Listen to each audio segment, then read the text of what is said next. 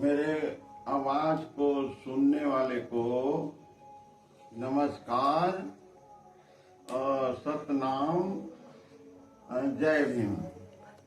अब मैं आगे बात को बढ़ाता हूँ कि जैसे कि हम किसी को भी वोट देते हैं तो वोट देने का मतलब है कि हमें सरकार बनाना है, या किसी को भी बने या सरकार।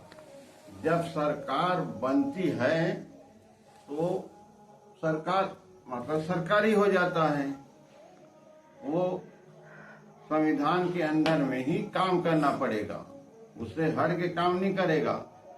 उसी तरीका से अगर बच्चे लोगों का पढ़ाई स्कूल में होता है तो एक एक नंबर के लिए तरस जाते हैं। कभी हमको अगर कुछ नंबर कम मिल गया तो उसका जिंदगी बर्बाद हो जाता है।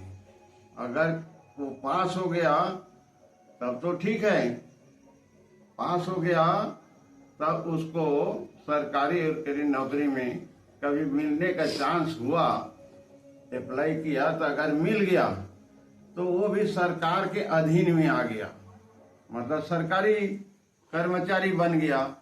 लेकिन सरकारी कर्मचारी सभी बन जाते हैं, जैसे कि कलेक्टर है, आईएएस अधिकारी है, यूपीएससी का भी वो चयन होता है, या चपरासी से लेके बड़े पद तक का वो सरकारी कर्मचारी होता है।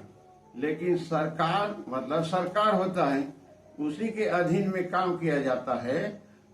ये नहीं कि अब से हट के काम करो, यानी कि संविधान के अंडर में ही काम करना पड़ेगा। लेकिन जितना भी कर्मचारी है ना, ये भूल जाते हैं कि हमको संविधान के बारे में पता ही नहीं है कि हम सरकार के आदमी हैं।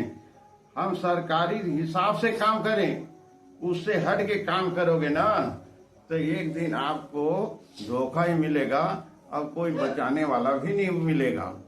उसके ऊपर जज बैठा हुआ है देख रेख करने के लिए। आप गलत काम करोगे तो पकड़ में आ जाओगे। ये चीज को ध्यान रखो, नहीं रखोगे मैं आपको दिला रहा हूँ, क्योंकि ये उससे बढ़ के कोई आदमी है ही नहीं। ये एक दिन पकड़ में आएगा, पक्का है 100%। जिस दिन पकड़ में आओगे उस दिन मेरा नाम को याद रखना। नाम बताएंगे? हाँ, मेरा नाम को ही याद रखना। जैसे कि चेहरा को देख तो